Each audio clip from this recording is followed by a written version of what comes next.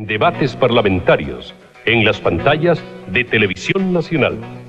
En Tabla, este domingo a las 14 horas, la pena de muerte. Sanción, venganza o escarmiento social. En Tabla, un nuevo programa con la conducción de Patricio Bañados. Este domingo a las 14 horas en Televisión Nacional. Televisión Nacional de Chile y Toalla de Papel Dry presenta Gillo a la camita. Olivia. ¿Sí? Hace mucho tiempo que tengo algo que decirte. Dímelo, Lucas. Perdón. Discúlpame, Soledad, discúlpame. Tranquila. Ok, vamos a otra. Ya viene. Dímelo, Lucas. No lo calles ni por un segundo. Yo... ¡No, corte! ¡Ay! No te preocupes, ese castillo. Está todo perdido. ¡Acción! Dímelo, Lucas. Ya no juegues con mi corazón. Olivia, yo Tú. soy casado, Olivia. Más absorbente, más porosa, más toalla. Dry, la nueva toalla de papel. Excelente. Se imprime. Ahora sí, a la camita.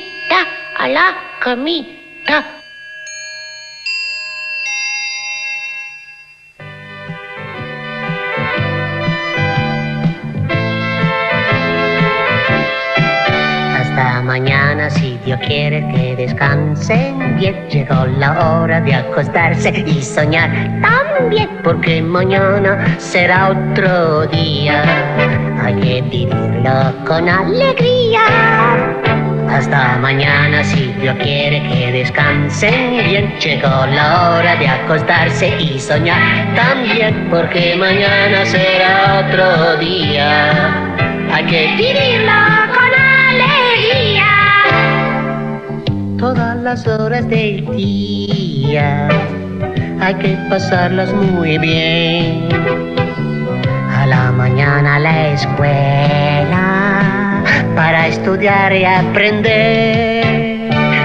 Y cuando llega la tarde, jugar o ver la TV. Luego cenar en familia y el buenas noches porque el día ya se fue. Ahora sí, a la camita.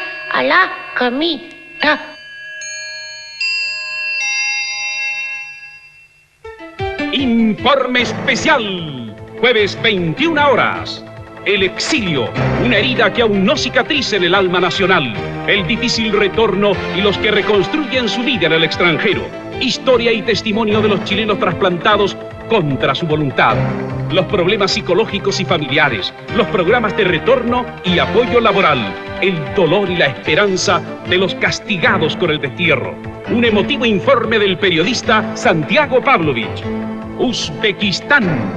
Un contacto con el mundo islámico en el Asia Central, las mezquitas y las rígidas leyes del Corán, la encrucijada de un pueblo religioso en un país comunista, la vida en Tashkent y Samarcanda, legendarias y exóticas ciudades, un pariente pobre de la Unión Soviética, los conflictos étnicos y la lucha por una mayor autonomía. Reportaje del periodista Guillermo Muñoz. Jueves, Informe Especial.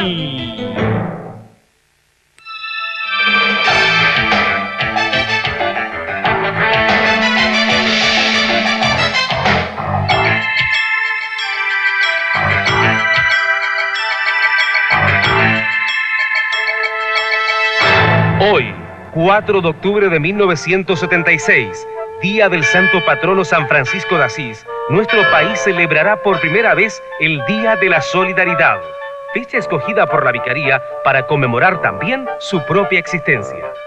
La Vicaría de la Solidaridad, sucesora del disuelto Comité de Cooperación para la Paz, es obra del cardenal Raúl Silva Enríquez y depende directamente del Arzobispado de Santiago. Su labor constituye el más concreto y efectivo aporte a la concordia y pacificación del país. Se espera que durante esta celebración la ciudadanía asuma un auténtico compromiso de respeto y ayuda al prójimo.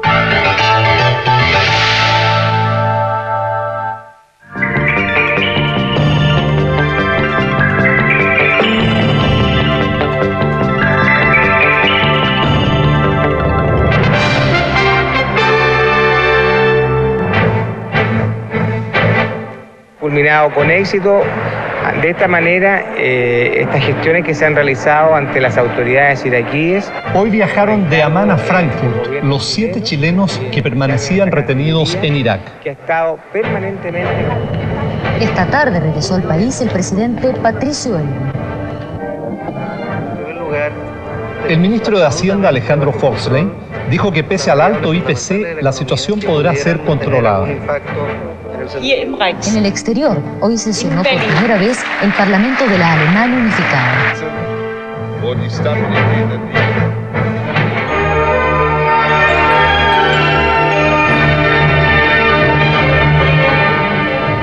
Muy buenas noches, comienza aquí 24 horas, estas son las noticias.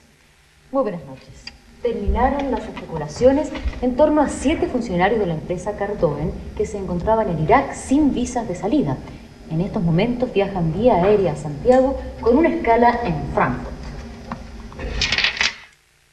En Amán, la capital de Jordania, los que quedaban en el convulsionado territorio de Irak. Al atardecer de ayer arribaron a esta capital árabe, luego de viajar durante 90 minutos en uno de los tantos vuelos que unen a diario Amán con Bagdad.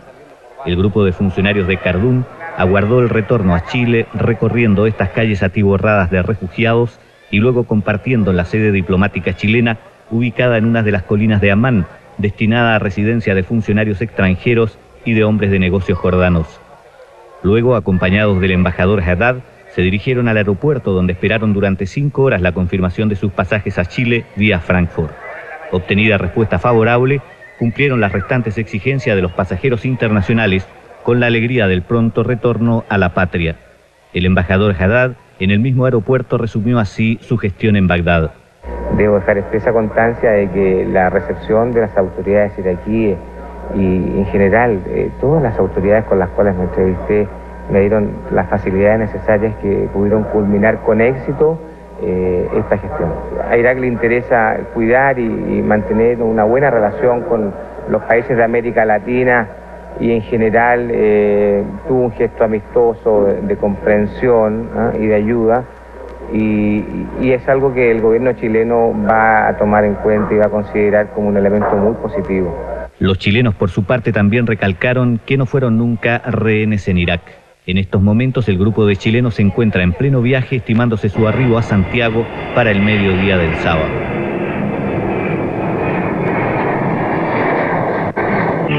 Increíble, Cecilia, que ellos se declaren que no fueron rehenes. La verdad es que fueron rehenes, aunque declarados huéspedes por el gobierno de Irak. Ya hay más de 10.000 extranjeros que siguen siendo rehenes del gobierno de Bagdad. Es posible que sea por presiones o como parte del acuerdo para ser liberados. Ustedes al salir dicen que no fueron rehenes. Puede ser, en todo caso supongo que cuando lleguemos al país podremos tener declaraciones de ellos, ¿no? Es posible que lleguen al parecer el sábado estarán aquí y estaremos conversando con ellos sin duda alguna. Bien, seguimos con el resto de las informaciones. El IPC de los pobres, llamado así, se elevó a un 5.5%. El programa de economía del trabajo que elaboró este indicador precisó que la crisis del petróleo tuvo en él una incidencia de un 2.2%. El programa de economía del trabajo PET confecciona mensualmente un IPC de los pobres, paralelo al oficial, que pretende determinar el aumento de los precios de los artículos que consume exclusivamente el 20% más pobre de la población. Este se empinó en el mes de septiembre a 5,5%, 6 décimas más que el IPC oficial. Bueno, a nosotros nos parece que las razones son muy semejantes a las que tiene el aumento del IPC oficial. Es decir, hay un efecto del alza del precio del petróleo, de los combustibles y sus derivados. Hay un efecto estacionario del alza de los productos alimenticios y también, con un cierto rezago, algo del aumento del IVA que venía incluido en la reforma tributaria. La diferencia entre ambos IPC explicó que obedece a que el transporte en locomoción colectiva, cuya tarifa aumentó en un 11%, tiene una incidencia mayor en este indicador. Economistas de oposición han señalado que el aumento del IPC no responde exclusivamente al problema del petróleo, sino que a medidas económicas tomadas por el gobierno.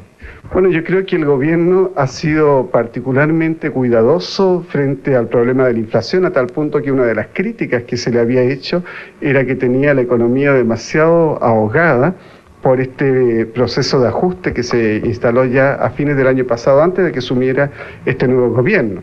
el efecto del alza del precio del petróleo es determinante en esta cifra tan abultada. ¿En cuánto más o menos? En aproximadamente 2,2 puntos de los 4,9, de manera que estaríamos si no hubiera ese efecto directo, en un 2,7, que es muy parecido al 2,9% de inflación que hubo en octubre del año pasado o al 2,1 que hubo en septiembre de 1989. Y como reacción frente al alto IPC dado a conocer ayer en el mes de septiembre, el ministro de la Vivienda planteó hoy que hay que buscar un sistema de reajustabilidad intermedio a la unidad de fomento con el fin de permitir a miles de deudores habitacionales y futuros compradores poder adquirir una casa propia. Por su parte, los deudores piden una solución a sus problemas y para ello se dirigen a las autoridades de gobierno. Actualmente más de 500.000 de familias chilenas tienen deudas habitacionales que ascienden a un monto de 2.300 millones de dólares. Ayer el Senado aprobó un proyecto de ley para impedir el remate de 22.000 propiedades. Esta medida significa un gasto para el gobierno de 37 millones de dólares. Sin embargo, el problema es mucho mayor y los afectados esperan una pronta solución por parte de las autoridades que les permita cancelar sus deudas. Fundamentalmente nosotros estamos buscando con el gobierno que se adopte la medida urgente de que los deudores puedan pagar de acuerdo a sus ingresos, no más del 25% de sus ingresos. Gran parte de los deudores corresponden al Serviu, sin embargo, ellos significan solo un 25% del monto total del dinero, ya que 1.800 millones de dólares corresponden a familias endeudadas en UEFs con los bancos y financieras. Es importante entender de que hay que buscar también algún sistema de reajustabilidad intermedio por parte de las empresas, porque cuando hay tasas de reajustabilidad anuales o de IPC mayores que lo que es tolerable en términos de lo normal, debiera haber procesos de reajuste cada 6 meses, para que de alguna manera aquellos que tienen deudas en UEF, por supuesto también las habitacionales, el costo de pago sea menor. Ernesto Guajardo es un deudor con orden de remate, ya que no pudo pagar un préstamo de 980.000 pesos que al final se convirtió en una deuda de 7 millones de pesos. Pienso que los institutos financieros no quieren darle una solución porque va contra sus intereses y pienso que el Estado debería hacerlo, así como el Estado les tendió la mano cuando ellos estuvieron en crisis del sistema financiero, ya como le tiende la mano a los agricultores, por ejemplo, también nos tiende la mano a quienes somos los que aportamos con nuestros impuestos y a quienes tenemos al final la capacidad de decidir con nuestros votos quiénes han de dirigir este país. Pero él no es el único caso. En la Villa Tokio de la Florida se ha llegado al extremo de atacar con piedras a las personas que compran casas rematadas. Esto es en el peor de los casos, pero hay otros testimonios. Llegó el momento en que nosotros debíamos 6 millones de pesos por la casa. Así que no teníamos ninguna posibilidad nada más que se rematara. Se remató la casa al final. ¿Y cómo la recuperaron? Pidiendo un préstamo de mi marido al patrón y ahí la pudo comprar de nuevo. Comprarla de nuevo. La voluntad de los deudores para pagar existe, solo están esperando una decisión política que los ayude a solventar esta deuda, la que en muchos casos ya ha superado con creces el valor real de sus propiedades. Para 24 horas, informó Arturo Harlen. Delicado problema este, Cecilia. Sí, muy delicado, tanto así que sobre el tema de la UEF hay también otras opiniones. Por ejemplo, el empresario Francisco Javier Errázuriz afirmó que el aumento de la inflación es grave, pero que lo es más aún el problema de la UEF. El ex candidato presidencial manifestó que este no es el momento de sacar dividendos políticos. Hay que actuar con responsabilidad, dijo, y por ello ofreció su colaboración al gobierno. Cuando yo le dije que le ofrecía al gobierno, al presidente Elwin, colaborar con usted para tratar de ayudar en esta coyuntura, no en los demás problemas, porque usted es el presidente y yo no, por suerte. Y le deseo que le vaya bien, si yo deseo que le vaya bien a usted y al gobierno y a la concertación para que le vaya bien a Chile. Pero ahora está mal. Y por eso que yo le ofrezco ayudarlo. Pero usted tendrá que tomar las decisiones que no me corresponde a mí. A mí me corresponde colaborar con ella. El empresario Francisco Javier Errázuriz indicó que la inflación actual tiene una causa externa que es parcial y otra interna que se originó por el exceso de circulante que introdujo el gobierno pasado con fines electorales. La forma en que las autoridades han tratado de corregir esto último, dijo, no es correcta, porque se ha detenido el crecimiento.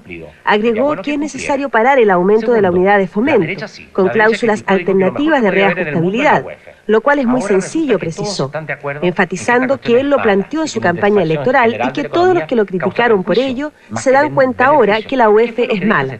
El problema que tengo es que me adelanto en plantear las cosas que van a pasar. Fíjese que, por ejemplo, en integración latinoamericana, el único candidato que hablaba de la integración era yo. Jamás lo hizo la Concertación. Le digo más, Vigio hablaba en contra. Hoy día, por suerte, hablan todos a favor.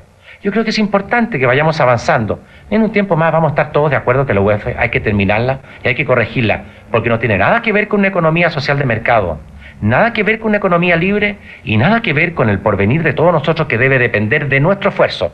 En cuanto al aumento del precio internacional del petróleo, manifestó que la autoridad debe intentar compensar esta alza, que puede ser temporal, con el mayor precio del cobre. Porque no es cierto, señor, que su país, que el mío, que el nuestro, se haya empobrecido en los últimos 30 días en un 5%, en un 4,9%. No es verdad. Lo que ha pasado es que subió el cobre mucho, también subió el petróleo, pero las cosas se compensan, lo que es perjuicio y lo que es beneficio. Y ambas pueden ser temporales. Por lo tanto, hay que tratar de usar esa temporalidad, tal como se usa en el cobre por imposición del Banco Mundial, creando un fondo de reserva. Esa reserva debe ser usada para las emergencias, pues. Y yo le recomiendo al gobierno que lo haga. ¿Podrá ser controlada la inflación? El ministro de Hacienda, Alejandro Foxley, dijo que a pesar del gran aumento en el costo de vida por el alza del precio internacional del petróleo, la situación podrá ser controlada por el gobierno. La afirmación la hizo a su regreso a Chile desde Estados Unidos este mediodía. La inflación está controlada, va a seguir controlada y la economía va a mantener una estabilidad, va a mantener señales claras para que continúe este vigoroso proceso de inversión y para que se materialicen todos los nuevos proyectos que pudimos conversar en este viaje con innumerables banqueros e inversionistas extranjeros. Esta economía y este país, más allá de un IPC de septiembre, esta economía y este país son valorados internacionalmente como el país hoy día más atractivo de América Latina y, quién sabe, del mundo en desarrollo. Con este problema económico se ha encontrado el presidente de la República, Patricio Aylwin, quien regresó esta tarde al país tras una gira de 11 días a Ecuador, Estados Unidos y México. Gracias, Bernardo. Estamos aquí justamente en el despacho del presidente de la República, Patricio Aylwin. Hace aproximadamente 15 minutos él finalizó las palabras que dirigió al pueblo de Santiago luego de su regreso al país. En su discurso, el presidente Aylwin abordó fundamentalmente dos temas de gran importancia para todos los chilenos. Primeramente, él se refirió a la reinserción de Chile en la comunidad internacional. Él dijo que esto se debe a porque el mundo reconoce que ahora en Chile se respetan los derechos humanos y sobre todo porque en Chile hay libertad. Pero también tocó otro punto que es muy importante para todos los chilenos, especialmente estos días. Se refirió al IPC de septiembre de un 4,9%. En este sentido, él descartó que el alto aumento del IPC se deba a una mala política de este gobierno, sino atribuyó fundamentalmente esta situación a la crisis petrolera internacional debido a la situación que se vive en el Golfo Pérsico. En este sentido, el presidente de la República formuló un llamado a todos los compatriotas a comprender esta situación y actuar con solidaridad frente a los sectores más desposeídos. Escuchemos las palabras del presidente Aylwin. Aquí se trata de que todos cooperemos, los trabajadores y los empresarios, las organizaciones sociales, las mujeres, los jóvenes. Todos los chilenos debemos entender que este no es un problema del gobierno ni de un grupo, este es un problema de la patria. La patria prueba su calidad en los momentos de aflicción. Cuando hay dificultades es en la capacidad de superársela, donde se prueba el ñeque, la capacidad, el talento de los pueblos.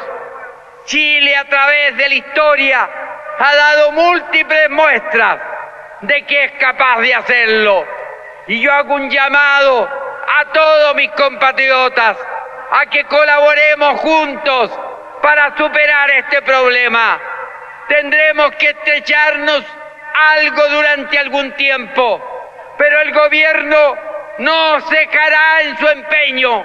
Mantendremos nuestros objetivos de contener la inflación, de impulsar el crecimiento y de hacer justicia social, haciéndole justicia especialmente a los más pobres de Chile. Ese fue entonces el llamado que el presidente de la República formuló a todos los compatriotas del país a comprender la situación internacional. Ahora vamos a ver las imágenes que corresponden cuando el presidente de la República regresó a las 13 horas con 17 minutos a nuestro país. A las 12 horas comenzaron a llegar al aeropuerto las más altas autoridades de gobierno encabezadas por el ministro del Interior, Enrique Krauss. También se encontraban presentes el director general de Carabineros y los comandantes en jefe de las Fuerzas Armadas, con la excepción del general Augusto Pinochet. En su reemplazo acudió el vicecomandante en jefe del Ejército, Jorge Lucar. El avión presidencial aterrizó a las 13 horas con 17 minutos. El presidente Elwin, junto a la primera dama, Leonora Yarzún, fue saludado a la escalinata del avión por el ministro del Interior, Enrique Krauss. Un destacamento de la Fuerza Aérea le rindió los honores correspondientes. Luego, en el salón VIP del terminal aéreo, el presidente Elwin firmó el decreto por el cual reasumió la presidencia de la República. Bien. Me cuidé la pega.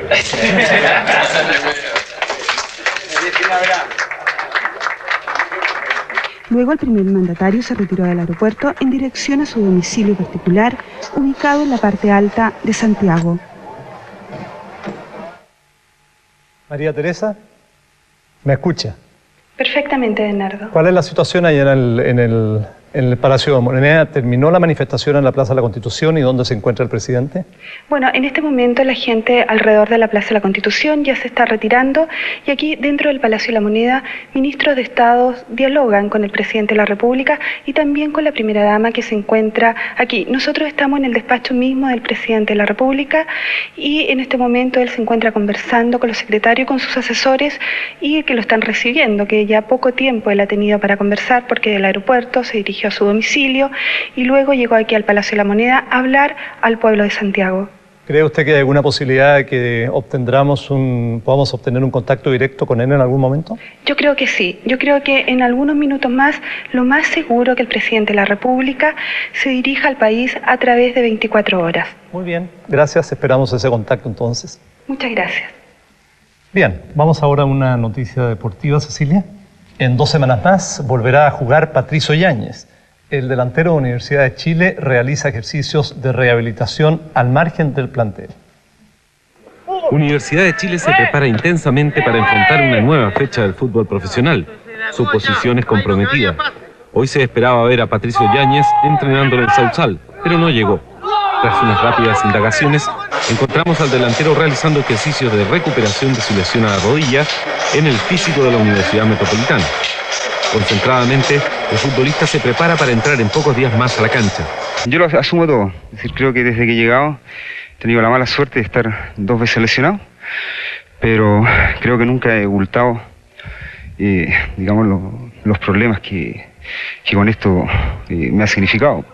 Crítica desmedida, opiniones sin tener la referencia ni la opinión de la gente que está trabajando conmigo, como el caso del profesor Zamorano, y se han dicho muchas cosas que no se ajustan a la realidad. Basta ver la prensa de ayer y de hoy para ver los titulares que ponen, desaparecido, que no saben ni la huella mía, que no sabe dónde está, que nadie, es decir, que poco menos que me he marchado del país. Cosa que no se ajusta a la realidad porque yo llevo aquí entrenando hace ya prácticamente 16, 17 días con el profesor Zamorano, todas las mañanas. Recién acabamos de tomarle un test de potencia anaeróbica. El test dio un resultado bastante bueno. De todos los deportistas testados acá en el laboratorio del Departamento de Educación Física, el test de Pato ha sido el segundo mejor en cuanto a rendimiento. En estas dependencias universitarias se trabaja intensamente en la recuperación del jugador Patricio Yáñez, quien probablemente el lunes asista al entrenamiento de la Universidad de Chile en el Sauzal. Para 24 horas, Cristian Arismendi. Está dolido Patricio Yáñez porque se comenta mucho en los diarios de que él en realidad está de hace mucho tiempo lesionado, que ya no puede jugar o que en definitiva simplemente no quiere jugar. Y hasta se dice en alguna prensa que él estaría inventando lesiones. Con razón está dolido, ¿no? Así me parece, y más adelante sabremos de qué se trata. Y nosotros también más adelante en 24 horas vamos a ir a la crisis del Golfo Pérsico. Intensos esfuerzos diplomáticos se realizan para evitar un estallido bélico en esa zona del mundo.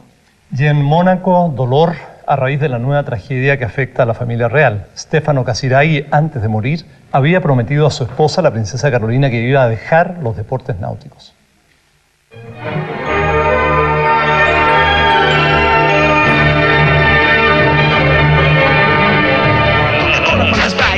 Coca-Cola se pasaron con las Auros Colección. Tan bonita y entretenida es la Auros Manía.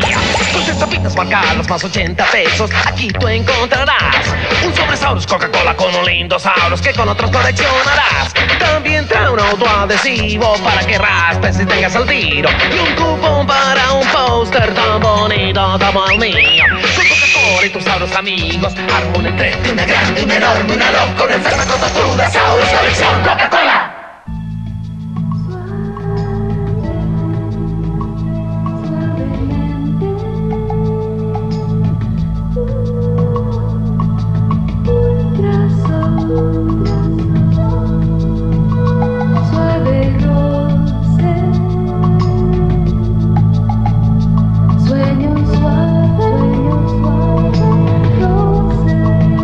Acolchado Ultra Soft de Rosen, el lado suave del vigor.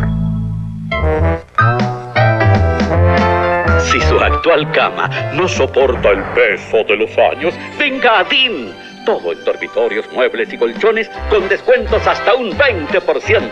Solo en DIN, el crédito más conveniente. Es súper fácil jugar Polla Bingo. Si la Panchita completa primero que nadie una línea, gana. Si completa 2, gana más todavía.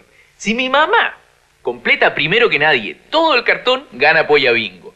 Y si antes de llegar a la bolita 38 de O menor, yo completo el cartón de la guagua, ¡me gano el Super Polla Bingo! ¡Tío! Los millones quedan en familia. Compre ya Polla Bingo y participe en los sorteos millonarios todos los domingos a las 18:30 en Televisión Nacional.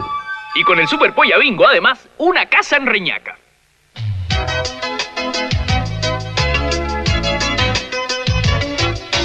Este fin de semana Falabella está de fiesta. 101 años no se cumplen todos los días. Acompáñenme. Estamos celebrando los 101 años de Falabella con un 10% de descuento en todos sus productos. Falabella, 101 años pensando en usted. Aproveche su tarjeta CMR. Venga, no se pierda el 10% de descuento.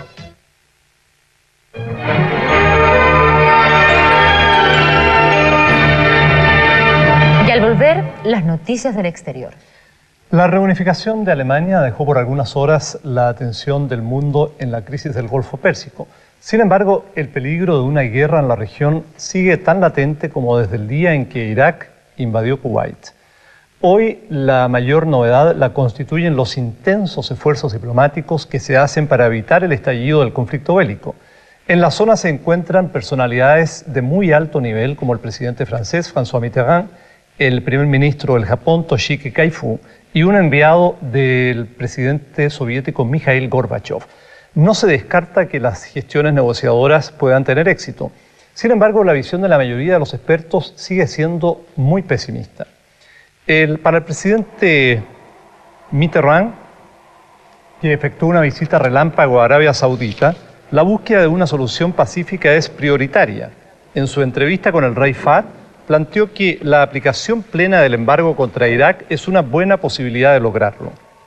El monarca saudita, siendo partidario de ejercer presión sobre Saddam Hussein, duda que la medida tenga éxito. Paralelamente, el segundo hombre en la jerarquía iraquí. El primer ministro japonés, Toshiki Kai-fu, por su parte, sostuvo una prolongada entrevista con el viceprimer ministro iraquí Taha Yassin Ramadan en la capital jordana. Había gran expectativa en torno al encuentro, pero los resultados fueron nulos. Kai-fu ni siquiera pudo obtener la posibilidad de liberación de 141 japoneses retenidos por Irak. Por otra parte, hoy arribó a Bagdad el enviado especial del presidente Mikhail Gorbachev, Yevgeny Primakov. Este pidió al canciller iraquí Tariq Aziz facilitar la salida de 5.000 soviéticos, pero no hubo tampoco, al parecer, una respuesta positiva. Es probable que Primakov se entreviste con Saddam Hussein, a quien lleva un mensaje personal de Gorbachev. El enviado soviético se reunió también con Yasser Arafat. Pese a la intensa actividad diplomática en torno a la crisis, persiste el pesimismo entre los analistas. Estos consideran que la única salida pacífica al conflicto es que uno de los bandos dé el primer paso en cuanto a ceder en sus posiciones. Pero, como declaró un alto funcionario iraquí, ambas partes llevan el problema hacia una gran explosión, porque ninguno quiere ceder. Los cambios climáticos en la región, donde han disminuido la temperatura y la humedad, hacen más propicias las condiciones para emprender una acción bélica, según sostienen algunos observadores. De hecho, las maniobras castrenses han experimentado un notorio incremento. Y en Europa, la noticia sigue siendo la reunificación alemana. Hoy, en el remozado Palacio Imperial del Reichstag, efectuó hoy su primera sesión el Parlamento Pangermano. Asistieron la totalidad de los parlamentarios que lo integran, 519 occidentales y 144 provenientes de Alemania Oriental. El orador principal fue el primer ministro Helmut Kohl. Técnicamente, esta es la primera sesión de un parlamento libre pangermano desde 1933, cuando Hitler y su Partido Nacional Socialista accedieron al poder. El canciller Kohl recordó la tiranía nazi y los crímenes contra la humanidad cometidos durante la guerra por Alemania. Dijo que en lo interno la tarea es ahora superar la larga división y en lo externo consolidar a Alemania como integrante plenamente activo de la comunidad europea. Resumió su posición diciendo: en casa y en el exterior debemos ser buenos vecinos. El momento más emotivo de la sesión fue cuando se rindió homenaje a las víctimas del nazismo y del estalinismo y también a aquellos que murieron en el muro de Berlín. 5 integrantes del último gabinete de Alemania Oriental prestaron juramento como nuevos ministros sin cartera de Alemania unificada. El más destacado entre ellos, el ex primer ministro Lothar de Maizière. Y ahora, con lo prometido, nos informan que estamos en contacto directo con el presidente de la República desde el Palacio de la Moneda. Presidente, ¿cómo está usted? Muy buenas noches. Muy buenas noches, Bernardo. Bienvenido a 24 Horas, el nuevo informativo de Televisión Nacional. Antes que nada, presidente, quisiera que nos informara o nos diera su punto de vista sobre cuál es el aspecto más saliente de su extensa gira. Bueno, yo diría que el más importante fue mi intervención en la Asamblea de las Naciones Unidas, porque era la oportunidad en que Chile, restablecido su sistema democrático, volvía a reencontrarse y a presentar sus puntos de vista ante la comunidad internacional allí representada, y en la ocasión en la cual encontramos una respuesta muy acogedora de parte de las delegaciones presentes, que eran todas las delegaciones de las Naciones Unidas, no hubo ninguna delegación que estuviera ausente. ¿Tiene algo que contarnos sobre su reunión privada de 45 minutos con el presidente Bush, presidente? Bueno, la verdad es que fue una reunión, como lo declaré al salir, muy cordial y al mismo tiempo muy franca. Yo le hice presente al presidente Bush que Chile es un país tradicionalmente amigo de Estados Unidos, que coincidimos con nuestra vocación democrática y que yo personalmente tengo simpatía por su estilo de gobernar. Pero le hice presente al mismo tiempo que nosotros en Chile nos habíamos hecho muchas esperanzas de que el advenimiento de la democracia significara de parte de Estados Unidos una posición de colaboración más activa y la eliminación de las restricciones que afectan a las relaciones entre nuestros países. Y concretamente le planteé el tema del sistema general de preferencias, el asunto de la OPIC, que quedó solucionado, es decir, de las garantías de seguros a las inversiones norteamericanas en Chile. Le planteé el tema de la enmienda Kennedy, señalándole que en Chile se respetan los derechos humanos y no hay ninguna razón para que se siga aplicando dicha enmienda a nuestro país, con las limitaciones y perjuicios que eso significa. Y le hice presente al mismo tiempo que Chile está dispuesto a enfrentar el desafío de un comercio libre y abierto con Estados Unidos, pero que de parte de Estados Unidos se encuentra con medidas restrictivas que importan obstáculos para la colocación de nuestros productos en el mercado norteamericano. ¿Usted está optimista en cuanto a una respuesta positiva que pudiera venir de la Casa Blanca frente a estos temas? Encontré de parte del presidente Bush una gran recepción. Manifiestamente no estaba debidamente informado sobre algunos aspectos que conversamos, pidió informe a sus asesores y me prometió estudiar el asunto y procurar darles una solución en el más corto plazo posible. Yo confío que antes de la venida del presidente Bush a Chile, que está confirmada para el día 6 de diciembre, tengamos resueltos estos problemas. Ojalá. Presidente, muchas gracias por acompañarnos esta noche. Bienvenido. Gracias a usted. Bernardo, sería interesante comentar que, como información adicional a esta entrevista que usted estaba sosteniendo con el presidente, comentarle a nuestros telespectadores que, por ejemplo, el presidente se encuentra en perfecto estado de salud. Así nos han informado nuestros enviados especiales que han permanecido durante toda la gira con el presidente de la República. Se había especulado de algunos problemas de salud debido a sangramiento de narices en Estados Unidos y luego porque se decía que la gira desde México se habría adelantado en su regreso. Nuestros enviados que estuvieron todos estos días en la gira nos señalan que nada de eso es así, que el presidente está en buen estado de salud y que volvió antes porque habían terminado las actividades en la Nación Azteca. Sí, la gira no va para más y reiteran, confirmaron la versión de su médico personal en el sentido de que el presidente había sido un poco porfiado al no cauterizarse una pequeña cabecita de vena dentro de la nariz en Quito y por lo tanto lo postergó hasta a Estados Unidos, donde se produjo este sangramiento. Y se señalaba también que, como todos los primeros mandatarios en general, suele levantarse muy temprano. Sí, algo tiene una fuerza interior los presidentes que los hace tener una resistencia física extraordinaria que deja agotados a todos aquellos que van alrededor de ellos. Muy bien, vamos con otra información. Al menos 4 personas murieron al derrumbarse un edificio de departamento en un suburbio parisino de Massy, a consecuencia de la explosión de un gas de cañería. Otras 30 quedaron atrapadas entre la mampostería y los escombros y 7 de ellas están muy graves, incluyendo un niño de 2 años. Al derrumbe siguió un porfiado incendio alimentado por el gas que surgía de las matrices, lo que dificultó mucho la labor de los bomberos. Varios de los heridos presentaban quemaduras graves y se les trasladó en helicópteros hasta un hospital especializado. Hasta ahora continúa la búsqueda de los sobrevivientes. La presidenta de Filipinas, Corazón Aquino, pidió el apoyo popular para enfrentar un nuevo intento de golpe de Estado, el 7º desde que asumió el poder hace 4 años y medio. Alrededor de 600 soldados dirigidos por el coronel Alexander Nobel, ex jefe de la Guardia Presidencial, se apoderaron del cuartel general del ejército en Cayagán de Oro, Mindanao. Según el líder rebelde, el propósito de su acción es crear un estado independiente en Mindanao, la segunda isla del archipiélago de las Filipinas. No obstante, medios políticos afirman que es un nuevo intento por derrocar a Corazón Aquino. En Italia, 18 ancianos murieron en la ciudad o en la zona de Ovada, en la provincia de Alejandría, que está en el norte del país, al caer al precipicio el autobús de turismo que viajaban. Sobrevivieron 38 pasajeros que resultaron todos heridos, algunos de ellos graves. La empresa propietaria del autobús dio como causa del accidente una súbita enfermedad del conductor. Este pereció en el lugar del accidente. Y en París se inauguró el Salón Mundial del Automóvil. Unas 10.000 firmas relacionadas con la fabricación y comercio motorizado están representadas allí. Pueden verse modelos de autos que con la actual crisis del Golfo probablemente no se venderán mucho, pero sí son muy admirados. Por ejemplo, un Ford que es capaz de navegar y no necesita puentes.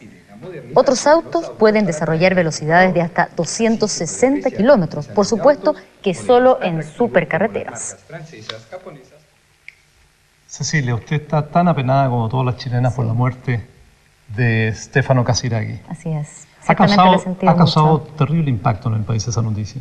Era un personaje muy querido, lo conocíamos a través de las revistas y yo he sentido también que muchas otras mujeres y hombres se han sentido como conmocionados por la tristeza de la familia real de Mónaco. Era muy hermoso además, muy importante. Bueno, ¿para qué le cuento? Bueno, los habitantes del pequeño Principado de Mónaco todavía se muestran incrédulos ante esta nueva tragedia que afecta a la familia real. Stefano Casiraghi, muerto en el accidente durante una competencia náutica, como señalábamos antes, había prometido a la princesa Carolina, su esposa, que iba a abandonar este deporte al término de esa carrera. La princesa, que se encontraba en París al momento de ocurrir la tragedia, retornó a Mónaco acompañada por su hermano, el príncipe Alberto. El regreso, sin embargo, fue muy diferente al de su partida. Las habitualmente iluminadas y bulliciosas calles monegascas estaban oscuras y silenciosas. En medio de ese ambiente, Carolina cruzó la ciudad hasta llegar a la iglesia donde está el féretro donde descansan los restos de su esposo. La princesa mantuvo siempre un aspecto de gran dignidad y compostura, aunque reflejando un enorme dolor en el rostro. Hoy, amigos cercanos de Stefano Casiraghi revelaron que este había prometido a Carolina abandonar las prácticas de carreras en lancha por ser demasiado peligrosas. La fatalidad, sin embargo, impidió que pudiese cumplir su promesa. La pareja había contraído nupcias en diciembre de 1983. Para Carolina era su segundo matrimonio, tras el fracaso sufrido con el playboy francés Philippe Junot. La rápida adaptación de Stefano al sistema de vida de los Grimaldi y los 3 hijos que tuvo dieron una gran felicidad a la pareja. Esto lo sostienen amigos de ambos. Pero la tragedia que parece perseguir a la familia real monegasca reavivó el recuerdo del accidente que causó la muerte a la princesa Grace en septiembre de 1982. Según algunos, esta tragedia no solo puso fin a una historia de película, sino que también marcó un sino de Mónaco. Y desde ese lugar volvemos a nuestro país con noticias políticas específicamente referidas al movimiento juvenil Lautaro. El presidente de Renovación Nacional señaló que la denuncia del diputado Alberto Espina respecto a la utilización de parroquias por parte del movimiento juvenil Lautaro es seria, responsable y prudente. Andrés Alemán agregó que la información tiene plena vigencia y de ello están en antecedentes el gobierno y también la Iglesia. El día martes, personalmente me entrevisté aproximadamente durante 2 horas con Monseñor Precht, en compañía del vicepresidente Alberto Espina. Le entregamos a Monseñor Precht la totalidad de la información que hasta ese momento nosotros contábamos, que concretamente, como a él le consta, involucra a lo menos a 6 parroquias o capillas del área metropolitana. Monseñor Precht nos pidió reserva respecto de esta información para efectuar las investigaciones del caso, y él públicamente ha reconocido la seriedad de nuestra denuncia. Ese mismo día, Belisario Velasco, ejerciendo las funciones de ministro del Interior, tomó contacto con el diputado Espina y con el vicepresidente del partido, don Miguel Otero, a quien también le ratificamos y le dimos a conocer los antecedentes de los cuales nosotros disponíamos. De manera que reitero que la actuación del partido en esta materia ha sido seria, responsable y prudente. El presidente de Renovación Nacional informó que pidieron hoy una audiencia con el general director de Carabineros con el objeto de tratar materias de orden público que interesan a la colectividad. Agregó que siempre han tenido una fluida relación con la policía uniformada que ha sido pública y la cual seguirán manteniendo. Sin conocer los antecedentes, anticipó un juicio. Muy bien, volvemos al ámbito deportivo. Fueron nominados los jugadores de fútbol que integrarán la selección nacional que va a enfrentar a Brasil en 2 partidos amistosos. En el recinto de Juan Pinto Durán, el presidente de la Asociación Nacional de Fútbol, Abel Alonso, junto al entrenador Arturo Salá, dieron a conocer la lista de jugadores que enfrentarán a Brasil en 2 partidos amistosos, aquí en Santiago el 17 de octubre y en Belém el 8 de noviembre. Aquí los jugadores que están es porque en estos momentos son considerados los que están rindiendo en el mejor nivel, y estimo que ese debe ser el criterio de una selección adulta. La lista de 19 jugadores llamados al plantel es la siguiente: Jorge Aravena, del Club Puebla de México; Jorge Contreras, Marco Cornés, Fabián Estay, Luis Pérez y Andrés Romero, de Universidad Católica; Rubén Espinosa, Lizardo Garrido, Javier Margas, Rubén Martínez, Raúl Ormeño, Jaime Pizarro y Eduardo Vilches, de Colo-Colo; Juan Ramón Garrido, de Palestino; Aníbal González, de O'Higgins; Luis Guarda, de Everton; Héctor Puebla, de Cobreloa; y Ronald Jávar y Richard Zambrano, de Unión Española. No está Iván Zamorano en la preselección, lamentable. Es un partido amistoso nomás, entonces era muy difícil traerlo desde Europa, pero sí viene el famoso Jorge Cañón Aravena. Veremos qué pasa con el fútbol, pero tenemos otras interesantes noticias luego en 24 horas. Un atraso de 40 años experimenta la Biblioteca Nacional en la adquisición de libros. Y en Concepción, un reo cumplió 45 días en huelga de hambre porque asegura que es inocente.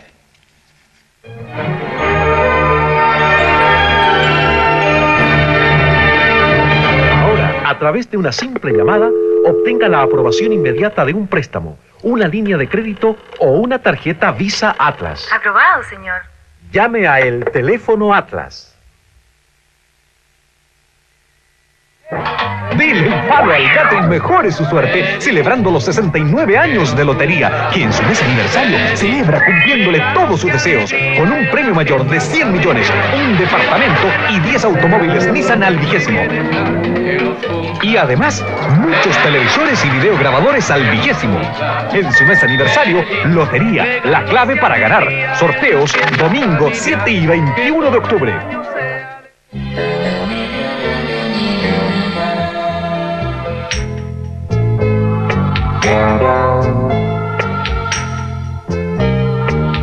Sensaciones de líneas y texturas.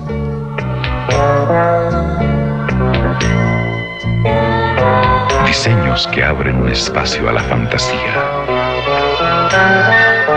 Provoque su imaginación con SIC, un sello de calidad para una completa línea de muebles. ¿Le gusta? Me los acabo de comprar. Bueno, usted ya sabe, es que la primavera es novedad en Almacenes París. Y esta semana está dedicada a la mujer. En accesorios hay cosas realmente maravillosas. Sombreros, pulseras, cadenas, pañuelos, artículos italianos, muy novedosos y de gran calidad. Todo lo nuevo en accesorios y con el mejor crédito, por supuesto. Gracias. Esta semana, con la compra de esta cartera, me regalaron este hermoso pañuelo. Y yo también me hice un regalo, este secador. Es que esta es la semana de la mujer en Almacenes París, donde la primavera es novedad.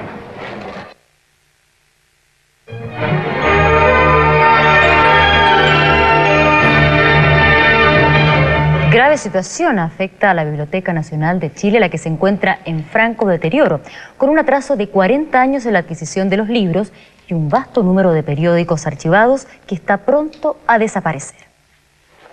La Biblioteca Nacional guarda la memoria cultural de un pueblo. Sin embargo, la chilena, según señaló su coordinadora general, Úrsula Schadlich, tiene 40 años de retraso. Esto se debe al deficiente número de libros que se han comprado. Por ejemplo, en 1989 se adquirieron 427 ejemplares y en 1988, 408. Para paliar los vacíos que se han producido en las colecciones de la Biblioteca Nacional, sería necesario pensar en adquirir entre 10 y 15.000 volúmenes anuales solamente para la Biblioteca Nacional. La falta de modernización de esta sección es solo uno de los dramas que vive nuestra Biblioteca Nacional. Otra tragedia es la que azota a esta área, donde se archivan los periódicos nacionales. Aquí se guardan cerca de 45.000 volúmenes, pero según la coordinadora, entre un 20 y un 30% de ellos está en franco deterioro. Esto hace imposible incluso microfilmarlos para poder conservar su contenido y así evitar que desaparezcan para siempre. Es el caso, por ejemplo, de numerosos volúmenes correspondientes a El Mercurio entre los años 1870 y 1880. Esto se debe fundamentalmente al excesivo uso de los ejemplares y, por supuesto, a la falta de normas de conservación, pero hay también otros elementos.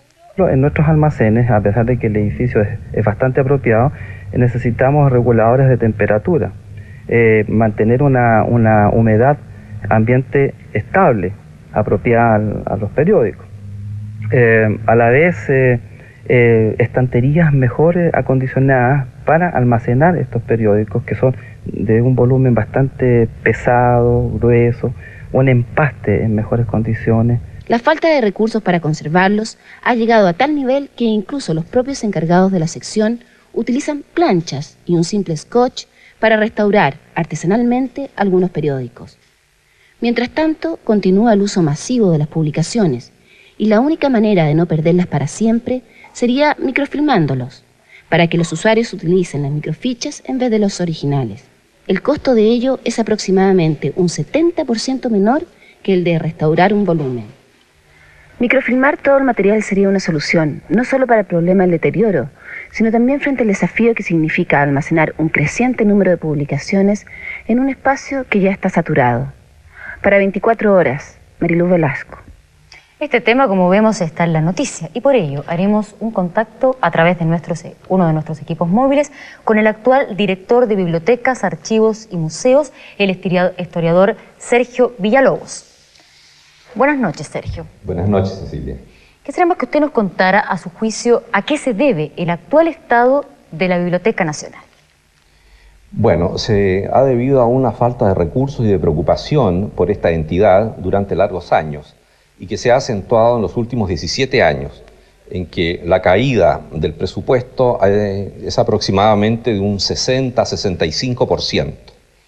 Y eso ha impedido entonces renovar las colecciones, preocuparse de ellas, almacenarlas de la manera debida y hacerle los tratamientos técnicos. ¿Usted responsabiliza a la anterior administración de los daños que está sufriendo la Biblioteca Nacional en estos momentos? Porque así lo ha hecho públicamente. Sí, desde luego, y como yo le decía, en los últimos 17 años ha habido un deterioro mayor, pero el problema se arrastra desde antes. Y fundamentalmente es una cuestión de presupuesto y de real interés por las cosas de la cultura. Bueno, vamos a hacer entonces un contacto con el anterior director de Bibliotecas, Archivos y Museos, el abogado don Mario Arnelo, quien estuvo en ese cargo hasta el 11 de marzo pasado. Buenas noches, Mario. Buenas noches, Cecilia. Quisiera que usted nos contara su opinión sobre lo que ha señalado recientemente don Sergio Villalobos. A mí no me gusta entrar en polémicas inútiles, porque el señor Villalobos no entiende razones ni cambia su manera de pensar aún ante la evidencia. Pero la verdad es que no es el cuadro tan negro ni tan trágico, ni es efectivo que sea tampoco un deterioro acusado, aumentado en los últimos 17 años. Yo diría todo lo contrario. Y hay dos razones fundamentales que así lo demuestran. Yo diría una, los dos directores que más tiempo fueron director de la Biblioteca Nacional en esos años, don Roque Esteban Escarpa y don Enrique Campos Menéndez. Don Roque, nombrado en el gobierno de Frei, fue mantenido en sus funciones en el gobierno militar durante 4 o 5 años más, y Enrique Campos tuvo 9 años en el cargo. Ninguno de ellos dos merece una crítica tan injusta y un cargo tan inexistente. Y naturalmente que en los 3 años que yo estuve no iba tampoco a deshacer la gigantesca obra que ellos realizaron. Y la segunda razón fundamental es que el personal de la Biblioteca Nacional son funcionarios de óptima calidad, con una vocación de servicio público tan digna de encomio que ellos no habrían tampoco aceptado una destrucción de un patrimonio nacional tan valioso. Mario, ¿pero usted acepta que el estado actual de la Biblioteca Nacional es deplorable? No es así. Yo le diría que esta biblioteca, a pesar de la escasez de recursos, a pesar de una cantidad de fenómenos que se han venido arrastrando, de la falta de priorización de estos instrumentos culturales a través de mucho tiempo, la Biblioteca Nacional ha cumplido, y es un orgullo para los chilenos, sus 4 o 5 grandes funciones fundamentales. Ahora, cuando se muestran, por ejemplo, esos periódicos, es un fenómeno que viene de mucho tiempo. Pero ¿por qué no se pone énfasis, por ejemplo, en los programas de microfilmación de toda la colección de diarios chilenos del siglo XIX que hemos realizado en los últimos 2 años con un esfuerzo financiero enorme? Yo diría, podríamos ver demostraciones palpables de que no es así. Bueno, le agradecemos mucho su opinión sobre el estado actual de la biblioteca y a lo mejor podríamos tener un nuevo contacto con don Sergio, ¿sí?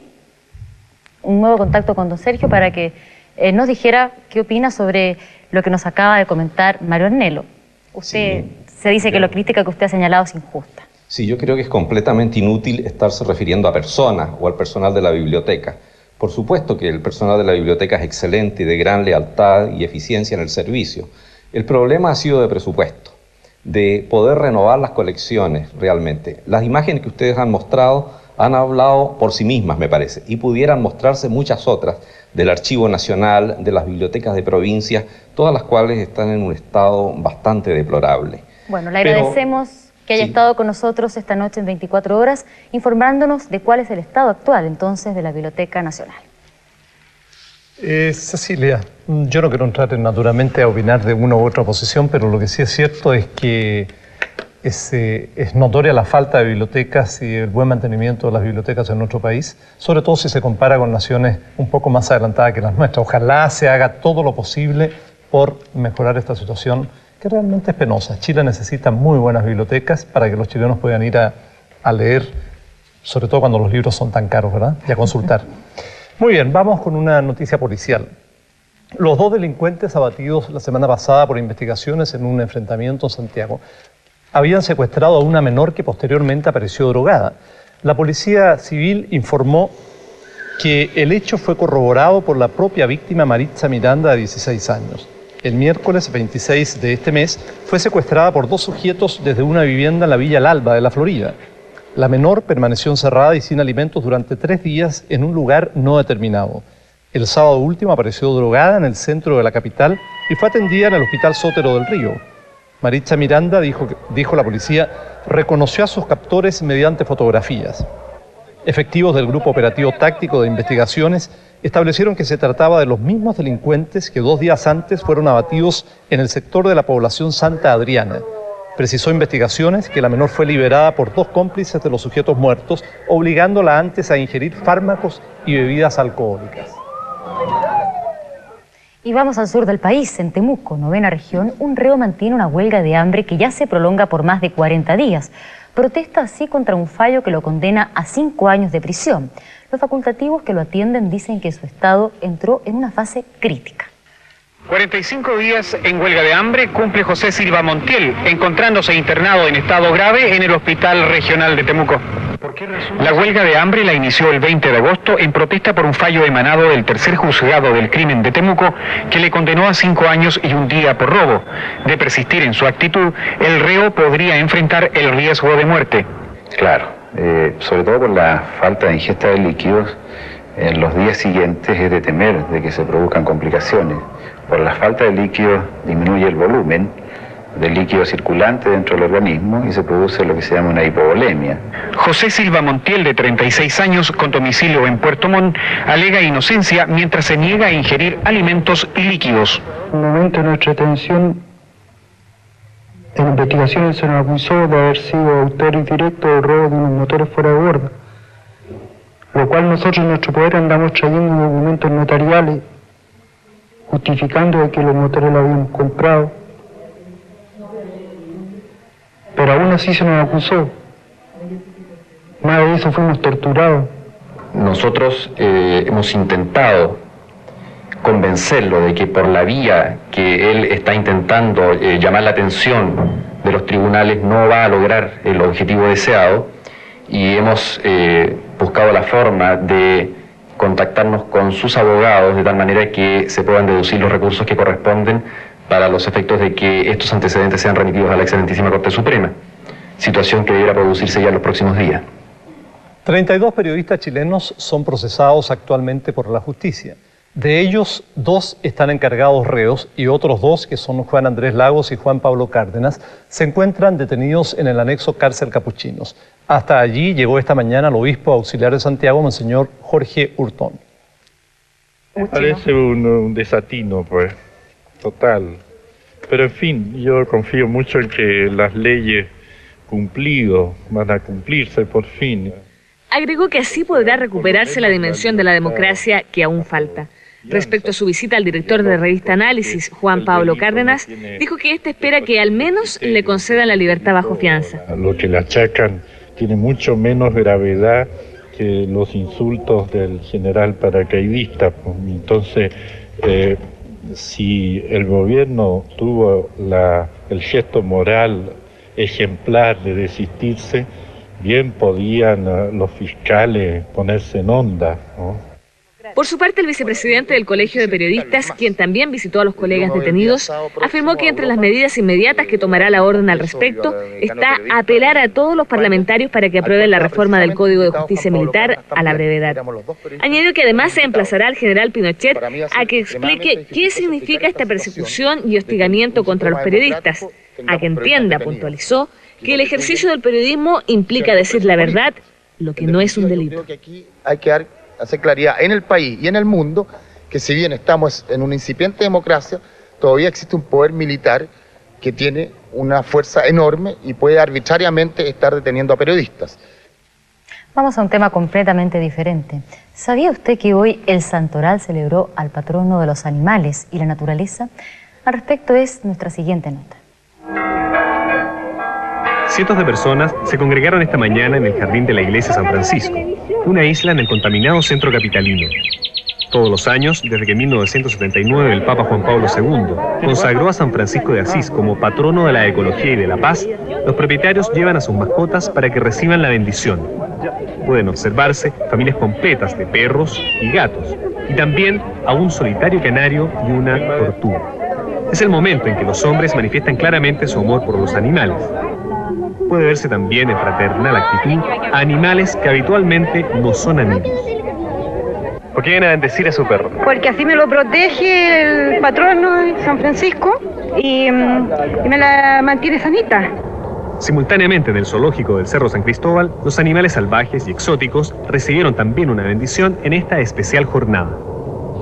Y esta fue la protagonista de las actividades realizadas hoy en el zoológico metropolitano. La pequeña camella nacida hace solo 2 semanas, que fue bendecida por los padres de la Recoleta Dominica en esta jornada del patrono de la ecología y de la paz, San Francisco de Asís. Para 24 horas, José Ignacio Aguirre. Muy bien, ya volvemos en 24 horas con más informaciones, esta vez sobre una disputa que se ha producido entre parlamentarios sobre la posible visita a la colonia Dignidad.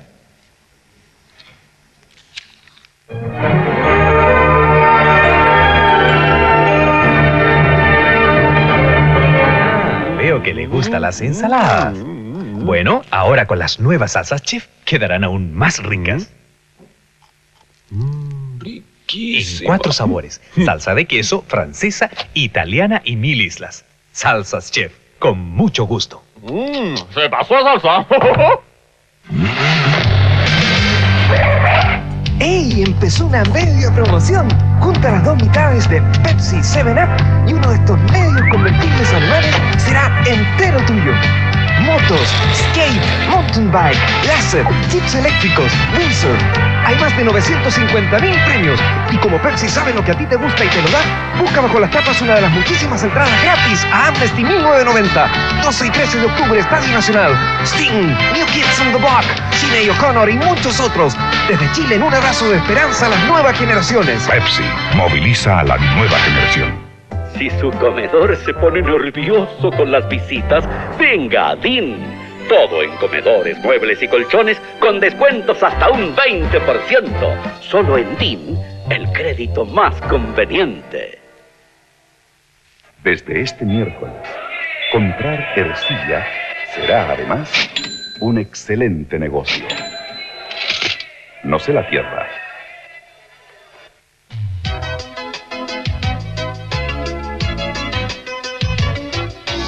Este fin de semana Falabella está de fiesta. 101 años no se cumplen todos los días. Acompáñenme. Estamos celebrando los 101 años de Falabella con un 10% de descuento en todos sus productos. Falabella, 101 años pensando en usted. Aproveche su tarjeta CMR. Venga, no se pierda el 10% de descuento.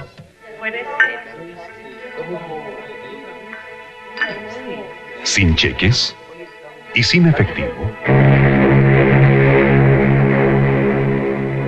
Usted necesita orientación y apoyo. Para eso, hay un amigo que siempre está ahí, preocupado de sus reales necesidades.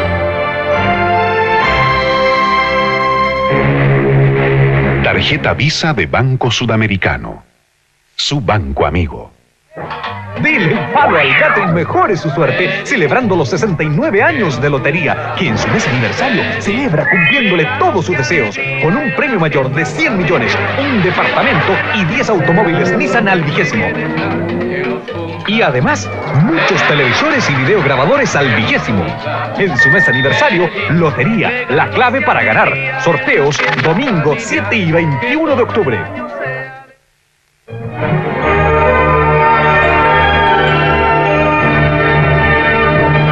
Los parlamentarios de Renovación Nacional y de la UDI no visitarán Colonia Dignidad mientras no exista una autorización formal de las autoridades del recinto para hacerlo. En tanto que los diputados de la Concertación insistieron hoy en que, de todas maneras, el próximo sábado estarán allí.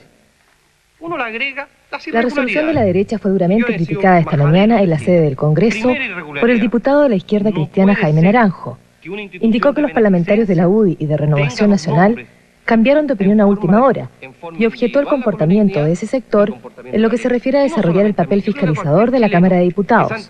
Yo rechazo categóricamente el desistimiento de parte de los parlamentarios de la derecha. Primero, porque los argumentos que ellos han entregado me parecen infantiles y muy débiles.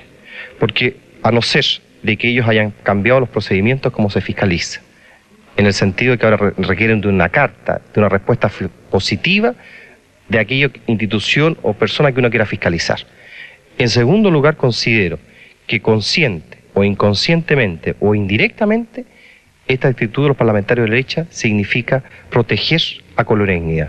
Mire, no acepto los términos expuestos por el diputado señor Naranjo, por cuanto nosotros no recibimos presiones ni de la Colonia Dignidad ni de ellos. Al decir, me refiero al diputado Naranjo, que en el fondo, con su actitud, ha tratado también de presionarnos. Queremos ser claramente explícitos en señalar de que la posición nuestra de no asistir a la visita de la Comisión de Derechos Humanos a Colonia Dignidad se debe básica y fundamentalmente por cuanto el procedimiento que se ha empleado para esta visita no ha sido el adecuado ni el correcto. Entre tanto, el presidente de la comisión que investiga el caso de las uvas envenenadas, el diputado Juan Carlos Latorre, criticó el informe de la Contraloría del Congreso norteamericano, cuyo contenido se filtró en medios de prensa de Estados Unidos. Este informe no recoge una serie de aspectos que para nosotros han sido puntos relevantes en nuestro trabajo, particularmente en cuanto a que efectivamente en los análisis a que fueron sometidas nada se hubiera actuado con suficiente rigurosidad. Es evidentemente para nosotros un tema de discusión frente a ese informe.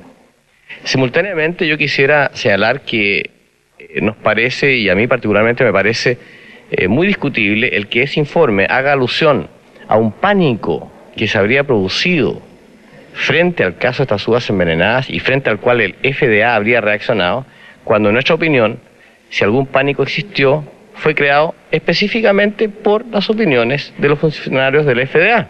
Por otra parte, durante el día de hoy, la Cámara de Diputados aprobó el proyecto de ley sobre enseñanza, acordó legislar la iniciativa de construir un monumento en memoria del expresidente de la República, Eduardo Frei, y debatió ampliamente el proyecto sobre propiedad industrial.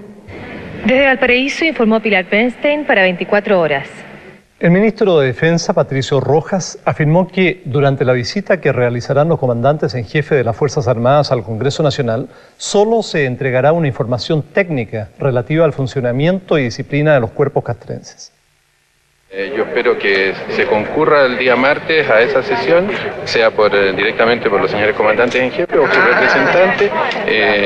Ellos están invitados, como dice la comunicación del Senado, a dar la opinión técnica sobre materias que tienen relación con el funcionamiento, la disciplina y la organización de las Fuerzas Armadas y de Carabineros. No corresponde que den una opinión institucional directa, porque esa se canaliza a través del Ministerio de Defensa Nacional y las Fuerzas Armadas no tienen un rol directo en el proceso legislativo. Y en el ámbito judicial, el abogado de la viuda del asesinado empresario Silvio Aurelio Sichel aseguró que el principal implicado en el crimen se encuentra fuera del país. En este instante, investigaciones me ha confirmado que una de las personas que yo estaba solicitando su declaratoria de reo y además había pedido una orden de arraigo, está vía Buenos Aires, Río de Janeiro y Barajas, ¿Quién Madrid. es esa persona? El principal implicado en el crimen de Aurelio Sichel. ¿Y de qué manera esta persona puede estar implicada en el crimen? Porque de los antecedentes que hay es el que tiene mayores indicios y hay mayores presunciones en su contra, ya que ha tenido una participación directa en los hechos que investiga el magistrado. No obstante lo anterior, Ureta señaló que aún no están precisados quiénes fueron los autores intelectuales y materiales del crimen del empresario Silvio Aurelio Sichel. Por otra parte, el ejército hoy aclaró la situación de uno de sus oficiales encargado reo y que en versiones de prensa aparece vinculado a una financiera de la cual Sichel era socio. En un comunicado, la institución castrense indicó que Gastón Ramos Cid se encuentra detenido en una unidad militar por una orden emanada del 11º Juzgado de Crimen de Santiago, que sustancia un proceso por giro doloso de cheques. Agregó el ejército que ante la posibilidad de que las acciones de Ramos hayan perjudicado a miembros de la institución, su comandante en jefe, sin perjuicio de las acciones legales correspondientes, dispuso que se sustancie una investigación. La posibilidad de morir de cáncer al pulmón de un fumador es 700% mayor que la de un no fumador. Aún más, el cigarrillo aumenta en un 103% las posibilidades de fallecer de enfermedades cardíacas. Por eso hoy la Iglesia Adventista organizó el Día Sin Fumar. En teoría se trataba de 24 horas sin encender un cigarrillo. En teoría, porque igual hubo varios santiaguinos que ignoraron o quizás desconocieron la iniciativa de la Iglesia Adventista. Disculpe, señor, ¿usted sabía que hoy es el Día Sin Fumar? No, no tenía idea. ¿Y dejaría de fumar por ser el Día Sin Fumar? No, ¿Y por qué lo pagó entonces? por respeto a la televisión nomás. ¿Tú sabes que hoy es el Día Sin Fumar? No, no tenía ni idea. ¿Y dejarías de fumar por eso? No. ¿Por qué fumas? Deliciosa. ¿Que me gusta fumar? ¿Tampoco dejarías de fumar por ser hoy el Día Sin Fumar? Sí, sí dejaría. Pero no ahora. Claro, o sea, me termino de fumar el cigarro y después... ¿Y tú? Lo acabo de pagar. ¿Usted sabía que hoy es el Día Sin Fumar? La verdad que no, honestamente no. En todo caso, ¿usted dejaría de fumar? Por mi salud, claro que sí. ¿Y por ser el Día Sin Fumar? Si usted quiere lo pago. Ya está. Fumo, sencillamente. Gracias. Como hay miles de personas que fuman. Si no, la compañía de tabaco no tendría los dividendos que tienen. ¿Cómo ha andado la venta de cigarrillos hoy? Bien. Pero la gente fuma igual. ¿Sí? ¿No ha disminuido la venta? No. Durante los 12 años hemos tenido, y cada año hemos tenido mayores y mejores resultados. Estamos muy contentos, hemos presentado una exposición en la Universidad de Chile del Metro, donde cientos y miles de personas llegan a agradecer porque gracias a un Día Sin Fumar, ya hace algunos años atrás dejaron de fumar. Álvarez añadió que este año no pudieron difundir este Día Sin Fumar tanto como hubiesen querido. El propósito de esta campaña, dijo, es ofrecer la oportunidad de vivir más sanamente y dar un buen ejemplo a las nuevas generaciones. En resumen, que todo el mundo reconozca los daños que produce este hábito. En todo caso, si usted fuma y hoy no dejó de hacerlo, quizás se motive al saber que por cada cigarrillo, según las estadísticas, usted pierde, ¿sabe cuánto? 6 minutos de vida. Para 24 horas, Sandra Gamboa. Leonardo, fíjese que la verdad que me llama tanto la atención, a pesar de que todos sabemos que es malo fumar, la gente sigue fumando igual. Es muy difícil, parece, dejar de fumar. Al parecer, usted no fuma por lo que veo. No, bueno, dejé de fumar, pues yo soy de las que dejé de fumar. Es difícil, pero vale la pena. Pero realmente hay gente que simplemente no puede hacerlo. Así Lamentable, lamentable. Muy bien, vamos con un resumen de las principales informaciones de hoy aquí en 24 horas. Exitosa gestión del embajador Nelson Haddad logró que Irak autorizara la salida de los 7 chilenos empleados de la firma Cardoen. Esta tarde regresó al país el presidente Patricio Aylwin.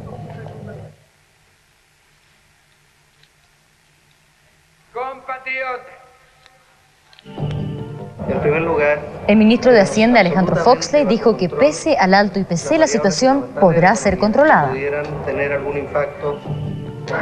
2 delincuentes abatidos en un enfrentamiento con investigaciones eran autores del rapto de una menor que había aparecido drogada. Y en el exterior, hoy sesionó por primera vez el Parlamento de la Alemania Unificada. El presidente francés François Mitterrand cree que la plena aplicación del embargo a Irak podría solucionar la crisis en forma pacífica. Y para terminar, nuestras felicitaciones a los 3 ganadores del concurso del loto de hoy. Cada uno va a recibir más de 35 millones de pesos. La combinación perfecta es la siguiente: números 4, 6, 12, 18, 20 y 27. Repito, 4, 6, 12, 18, 20 y 27. Y por último, la restricción vehicular para mañana.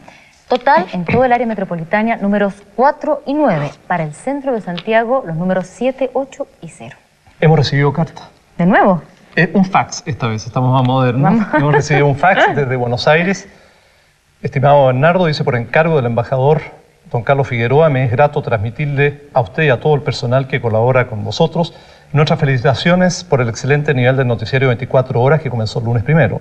Como usted sabe, el Canal Nacional se ve prácticamente como estación local en Argentina, especialmente en Buenos Aires, donde su programación se emite a través de una estación de cable. La primera evaluación efectuada por profesionales de la televisión local ha sido muy positiva para el noticiario que usted dirige. Gracias. Muy bien, a ustedes también muchas gracias. Los dejamos en compañía de Informe Especial esta noche con 2 reportajes, uno sobre el exilio y el otro sobre la República Soviética de Uzbekistán. Buenas noches. Muy buenas noches, hasta mañana.